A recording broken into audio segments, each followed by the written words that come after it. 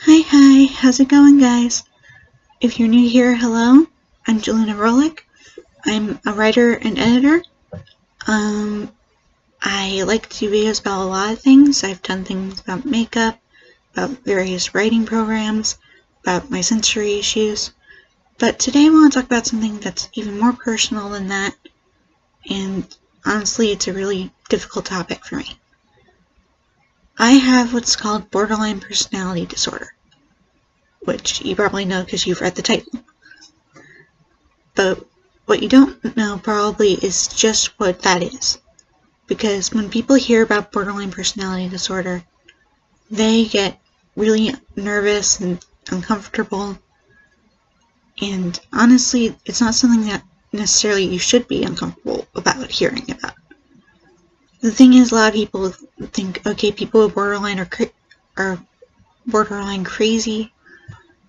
And I guess for some people with borderline, that's true.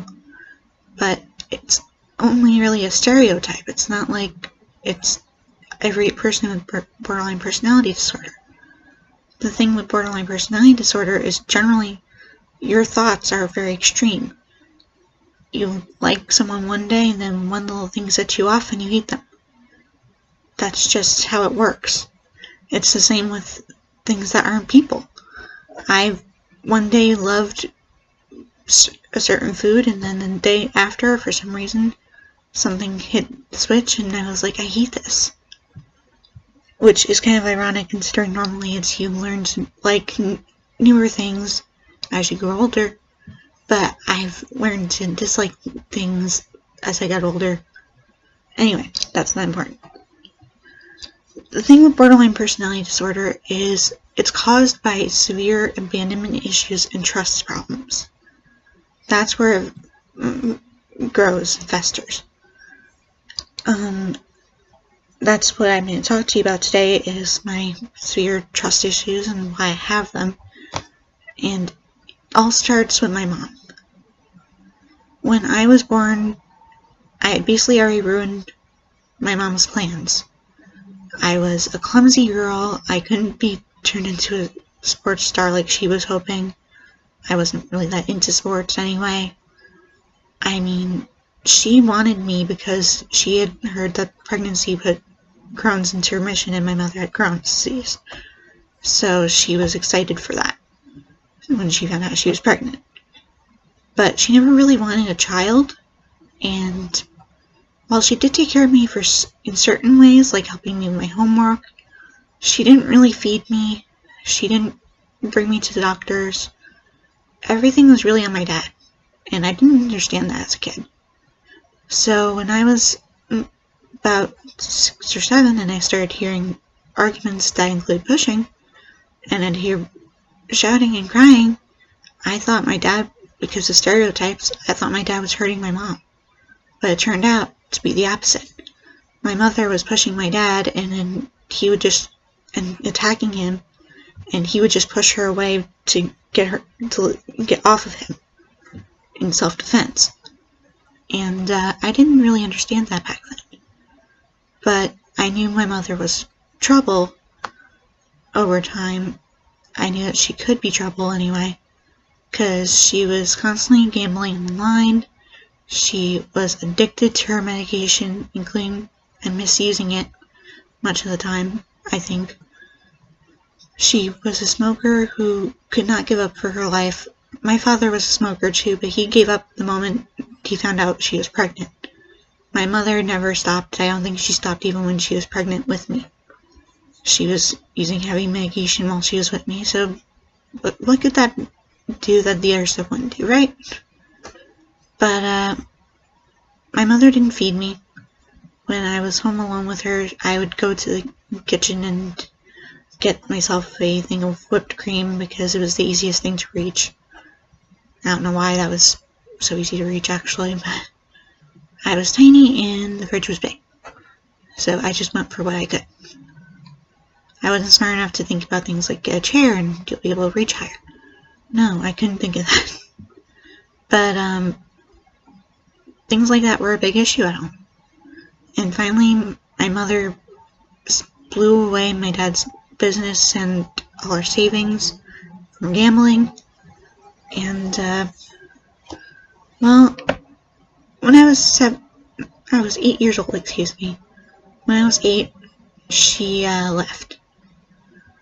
She told me she would come back in a year. She was going to some sort of support group, a rehabilitation type thing, and that she'd be home the next year.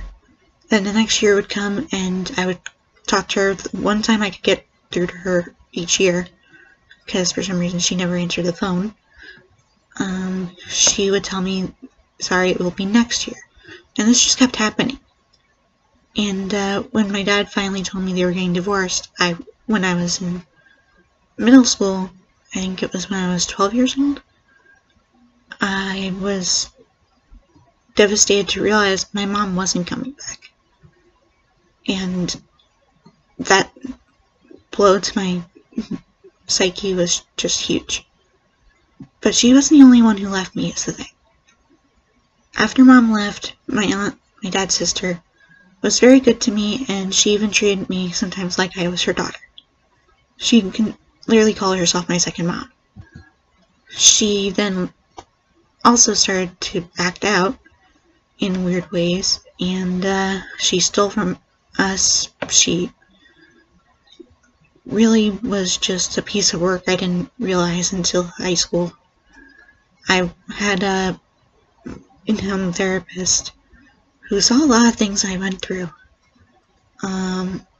because things would happen at home that shouldn't have happened. For example, one day my dad had offered her a gift card for Home Depot, and she was trying to work on her house. He offered her one. She demanded a second one. She wouldn't leave our house until she got one. And she was yelling, and it was just so painful. And that wasn't even the worst part of what happened with us.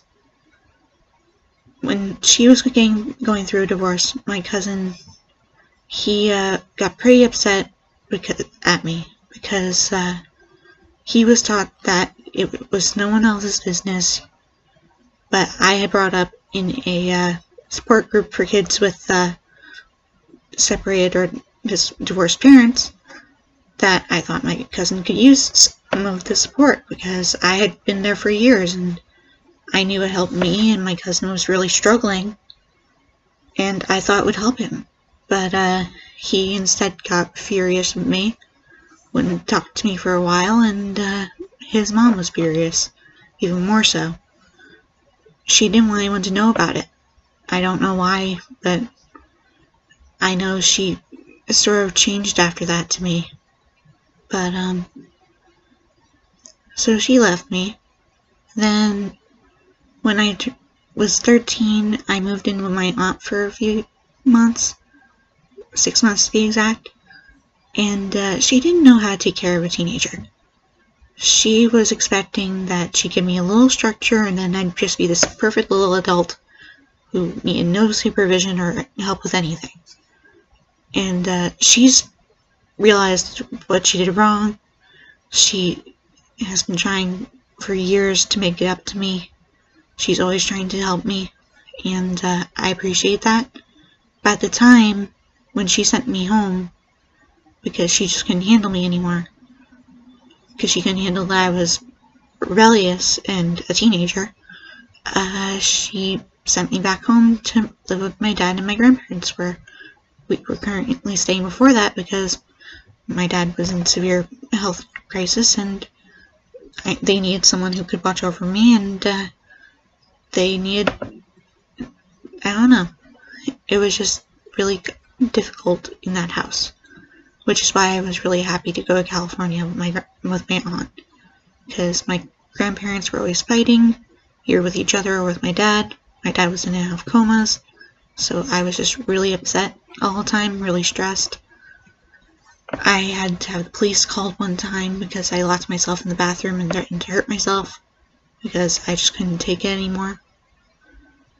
It was a really bad situation, so I'm grateful to my aunt that she took me out of that toxic situation for a while. But I still felt like I was losing someone again.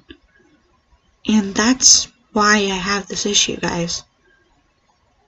So many people have hurt me, especially people close to me. That's why I can't fully trust anyone.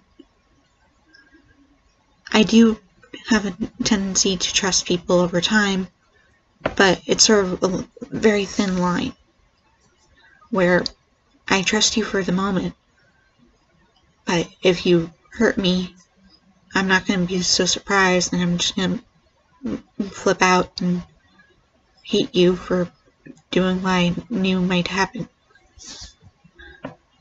I always believe I'm going to get hurt, and it's really not healthy, and I know that. But I am working on it. I admit that I have problems, and I'm trying to learn to get through them. I've been in psychotherapy on and off since I was 6 years old anyway, so I've been learning how to cope since I was young. And I didn't develop the best coping mechanisms, but the fact is I at least know what's going on with me. I know what it's called. I know that it's not like that people won't see me. It's not that people hate me. And even if I know that, it's hard to fully keep myself together right now. But knowing that not everyone's out to hurt me is sometimes hard to believe. But I'm working on it. I'm working on seeing the shades of gray in the world, not just the black and white. And that, my friends, is what borderline personality disorder is for me. It's that feeling that everything is black and white, there's no middle ground, and it's something you have to really fight to deny yourself that thought process. So, thank you for listening to this little story of mine. If you've ever heard anything about borderline personality disorder, I'd love to hear what you've heard versus what you're hearing now. If it sounds the same to you, if you know someone with it, or maybe you just read about it in a book, I'd love to hear your comments about it, so tell me down below what you think. And tell me what coping mechanisms you have that you use when someone hurts you. Because I can always use more. Trust me. That's all for today. Thank you for listening. Bye-bye, guys.